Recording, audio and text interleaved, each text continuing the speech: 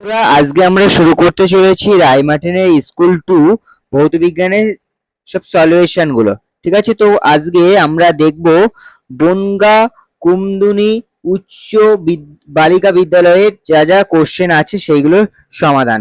তো এখানে আমাদের ফার্স্ট যে কোশ্চেনটা আছে এমসিকিউ, অরোরা উৎপন্ন হয় বায়ুমণ্ডলে যে স্তরে, সেটা হলো আয়নোস্ফিয়ার। যে শর্তে বাস্তব গ্যাস আদর্শ গ্যাসের মতো আচরণ করে সেটা হচ্ছে উচ্চ উষ্ণতা ও নিম্নচাপ। জলের মধ্যে বায়ুর বুদবুদ কিসের মতো আচরণ করে? অবতল দর্পণ। দর্পণের বক্রতা ব্যাসার্ধ এফ ইকুয়াল টু আর টি। বক্র ব্যাসের ফোকাস দৈর্ঘ্যের মধ্যে সম্পর্কটি হলো এফ ইকুয়াল টু আর টি, আর বাই টু। উত্তল লেন্সের ক্ষেত্রে বস্তুকে অসীম রাখলে প্রতিবিম্ব গঠিত হবে ফোকাসে। দীর্ঘ পর্যায় সারণী 13 নম্বর শ্রেণীতে অবস্থিত মৌল এম এর অক্সাইড সংকেত M2O3। ঠিক আছে, প্রদত্ত কোনটি গলিত অবস্থায় তড়িৎ পরিবহন করে না? CCl4। এবার আমরা গ্রুপ বি এর কোশ্চেন গুলো দেখবো এক নজরে। গ্রুপ বি এর প্রথম কোশ্চেন আছে, সেটা হচ্ছে বায়ুমণ্ডলে কোন স্তরকে শান্ত মণ্ডল বলা হয়? স্ট্র্যাটোস্ফিয়ার স্তরকে শান্ত মণ্ডল বলা হয়। স্ট্র্যাটোস্ফিয়ারে উচ্চতা বাড়লে বায়ুর উষ্ণতা কিরূপ পরিবর্তন হয়? বায়ুর উষ্ণতা ক্রমশ বাড়তে থাকে। চার্লসের সূত্রে ধ্রুবক কি কি? গ্যাসের ভর ও চাপ। বিবৃতি সত্য না মিথ্যা লেখো। বয়েলের সূত্রে পি বনাম ভি লেখচিত্র সরলরৈখিক হয়। মিথ্যা। 2-4 অথবা শূন্যস্থান পূরণ করো। স্থির উষ্ণতায় নির্দিষ্ট ভরের কোনো গ্যাসের চাপ ও আয়তন সম্পর্কিত সূত্রটি হলো বয়েলের সূত্র। 2-5 দাগ। 2.5 আলোর যখন প্রতিসরণ হয় তখন কম্পাঙ্কের কিরূপ পরিবর্তন হয়? কম্পাঙ্ক অপরিবর্তিত থাকে। 20 সেন্টিমিটার উচ্চতা বিশিষ্ট একটি বস্তু রৈখিক বিবর্ধন 2.5 হলে প্রতিবিম্বের উচ্চতা কত হবে? আমি এখানে অঙ্কটা করে দিলাম, তোমরা এখান থেকে অঙ্কটা দেখে করে নাও। কোন ক্ষেত্রে র্যালের সূত্র প্রযোজ্য হয় না? আমি এখানে লিখে দিলাম, তো এটার থেকে তোমরা দেখে দেখে লিখে নাও যে অআদর্শ দ্রবণ এবং অস্থির দ্রাবকের ক্ষেত্রে র্যালের সূত্র প্রযোজ্য হয় না। 2.7 বিবৃতি সত্য না মিথ্যা লেখো। প্রিজমের আলোর প্রতিসরণে লাল বর্ণের চ্যুতি সবচেয়ে কম, এটা হবে সত্য। পর্যায় সারণীর সর্বোচ্চ আয়নন বিভব সম্পন্ন মৌলটি কি? হিলিয়াম। পর্যায় সারণীর সর্বোচ্চ জারক মৌল কোনটি? ফ্লোরিন। সমযোজী ত্রিবন্ধন বিশিষ্ট যৌগের উদাহরণ দাও, সেটা হবে নাইট্রোজেন গ্যাস। এবার গ্রুপ সি এর কোশ্চেন গুলো আমরা এক নজরে দেখে নেই। আগুনে বরফ কি এবং এর নাম ও সংকেত। এই যে এইটা হচ্ছে, এই কোশ্চেনটাই হচ্ছে আগুনের বরফ ও কি। ঠিক আছে, তো এটা তোমরা এখান থেকে দেখে লিখে নাও। ঠিক আছে, এবং এটা হচ্ছে সংকেত। ঠিক আছে, মিথেন হাইড্রেটটাই আগুনের বরফ, তো সেক্ষেত্রে মিথেন হাইড্রেটের সংকেতটা এই যে 4CH4.23H2O। বায়োমাস কি এবং বায়োমাসের মূল উপাদান কি? বায়োমাস কি? মৃত উদ্ভিদ ও প্রাণীর দেহাবশেষ এবং প্রাণীর দেহের বার্তাকে সাধারণভাবে জীবভর বা বায়োমাস বলে। আচ্ছা, বায়োমাসের মূল উপাদান কি? মিথেন। 27 ডিগ্রি সেন্টিগ্রেড উষ্ণতায় নির্দিষ্ট ভরের গ্যাসের আয়তন 500 সেন্টিমিটার কি হলে স্থির চাপে কোন উষ্ণতায় গ্যাসের আয়তন দ্বিগুণ হবে? এই যে এইটা হচ্ছে তার অঙ্ক, এখান থেকে তোমরা দেখে এটা করে নাও। আচ্ছা, এবার হচ্ছে অথবা যে অঙ্কটা আছে, 10 অ্যাটমোস্ফিয়ার চাপে একটি গ্যাস সিলিন্ডারে 9L একটি গ্যাস আছে, একই উষ্ণতায় 2 অ্যাটমোস্ফিয়ার চাপে ওই গ্যাস দ্বারা 5 লিটার আয়তনে কতগুলি বোতল ভর্তি করা যাবে? এই যে এই অঙ্কটাও আমি এখানে করে দিলাম, তোমরা এখান থেকে দেখে দেখে করে নাও।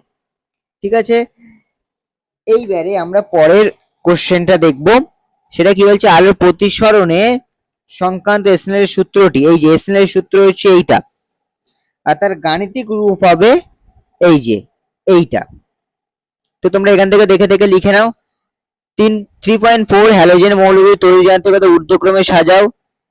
তো এখানে যদি হ্যালোজেন মৌলগুলো তড়িৎ যান্ত্রিকতা যদি সাজাই তাহলে ঠিক এরকম ভাবে লিখতে হবে যে এই যে হ্যালোজেন মৌলগুলি তড়িৎ ঋণাত্মকতায় সাজাচ্ছি। ঠিক আছে, তো এটাকে আমরা লিখবো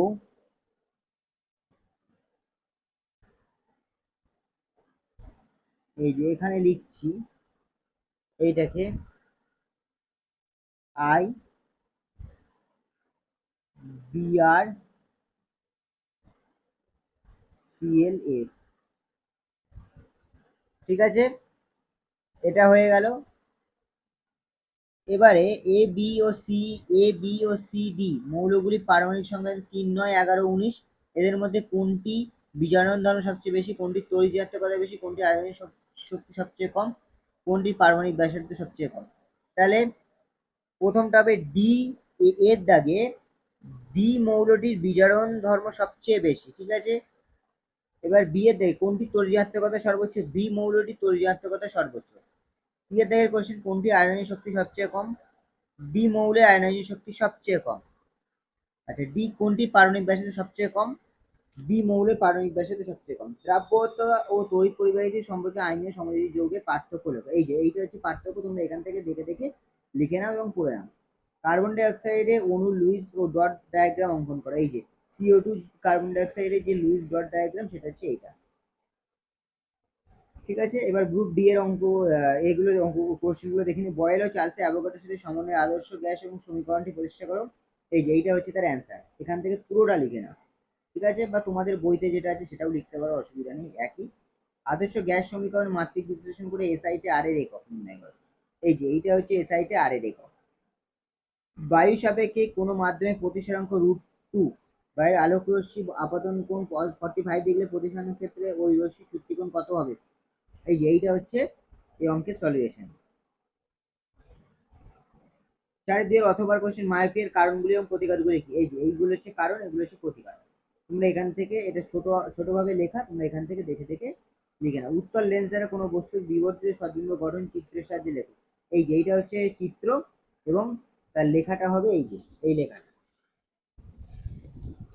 আর আর যে দুটো কোশ্চেন আছে সেই দুটো কোশ্চেন হচ্ছে মেন্ডেলিভের পর্যায়ের সূত্রটি লেখো। এই যে এইটা হচ্ছে পর্যায়ের সূত্র। আর তারপরে আরেকটা যে কোশ্চেনটি দিয়েছে, দীর্ঘ পর্যায়ে মুদ্রা ধাতু চ্যালকোজেন মৌলগুলির অবস্থান লেখো। মুদ্রা ধাতু 11 নম্বর শ্রেণীতে অবস্থিত হয় আর চ্যালকোজেন 16 নম্বর শ্রেণীতে অবস্থিত হয়, ঠিক আছে। অথবা question, A B O C তিনটি মৌলের পরমাণু ক্রম যাদের 17, 18, 20। এ ও সি মৌলের মধ্যে কোনটি ধাতু এবং কোনটি অধাতু? এ হচ্ছে অধাতু, সি হচ্ছে ধাতু। আর এ ও সি যুক্ত হয়ে যৌগ গঠন করে যৌগের সংকেত কি হবে? Ac2। পর্যায় সারণী একমাত্র তরল সন্ধিগত মৌলের উদাহরণ দাও, সেটা হচ্ছে পারদ, ঠিক আছে। তো বন্ধুরা, আজকের ভিডিওটা এই পর্যন্ত। যদি ভিডিওটা ভালো লেগে থাকে এবং তোমাদের উপকৃত হও তোমরা, তাহলে অবশ্যই ভিডিওটা লাইক, কমেন্ট, সাবস্ক্রাইব করলে। কোনো জায়গায় কোনো রকম সমস্যা হলে অবশ্যই কমেন্ট বক্সে জানিও। তো পরের ভিডিওতে দেখা হচ্ছে এই বর্ধমান হরিসভা হিন্দু গার্লস হাই স্কুলের কোশ্চেনের অ্যান্সারগুলোকে নিয়ে।